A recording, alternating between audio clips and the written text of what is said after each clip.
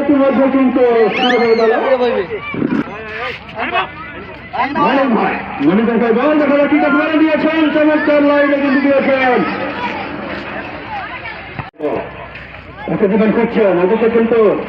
অবিভক্ত একাদশের খেলোয়াড়রা কিন্তু আক্রমণে ছুটে আসছেন এবং আসি করছেন দেখা যাচ্ছে যাত্রা ক্লিয়ার করে দিলেন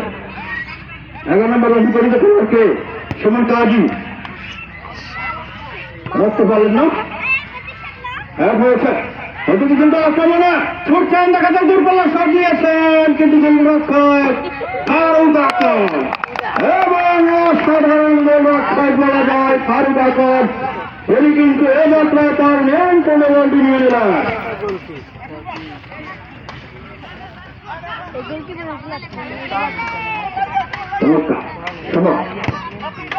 চমৎকার ভাবে নিয়েছেন ডান দিক থেকে বাস্তুর উদ্দেশ্যে এমন বাপ্পু উদাহরিত একটা দর্শক শব্দ মধ্যে উদাহরিত এমন বাপ্পু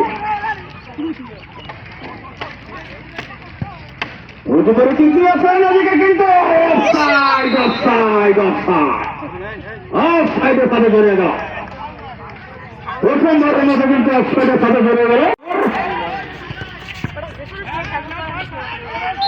হ্যান্ডবল সুমন কাজী হ্যাঁ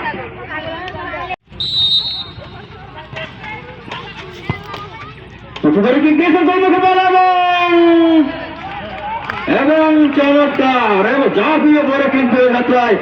আবারও কিন্তু জাতীয় দলের ফারুক আকর দেখার মতো গোল কিবা এক সময়ের কারে কিন্তু এই পাথরঘাটা এবং বরিশাল বিভাগের অন্যতম কিন্তু গোলরক্ষক ছিলেন এই ফারুক আকর, তার খেলা দেখে কিন্তু এই কলাবাগান একাদশের ঢাকা কলাবাগান একাদশের একজন খেলোয়াড় মুক্ত হয়ে তাকে কিন্তু আহ্বান জানিয়েছিল সেই কলাবাগানে, তিনি কিন্তু কলাবাগানের গোলরক্ষক হয়ে কিন্তু অনেক দিন খেলেছিলেন। তো যাই হোক বয়সের হারে এখন হয়তো খেলা থেকে অবসর নিয়েছেন কিন্তু অস্ত্র কিন্তু জমা দিয়েছেন, ট্রেনিং জমা দেননি, সে তা কিন্তু ইতিমধ্যে প্রমাণ করে দিলেন অসাধারণ ভাবে কিন্তু তিনি বলটি তার নিয়ন্ত্রণ নিলেন। সুমন কাজীর পায়ে বল ছুটছেন, কাকে দিবেন দেখা যাক কিন্তু না ফেসবুক রক্তে পড়লেন না, বল চলে গেল আরো একবার মাঠের বাইরে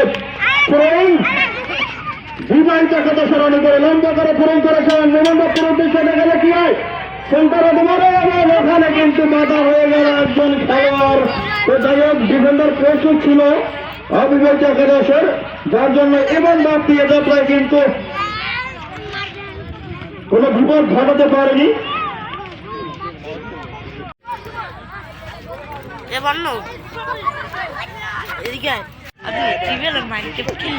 তুই আমার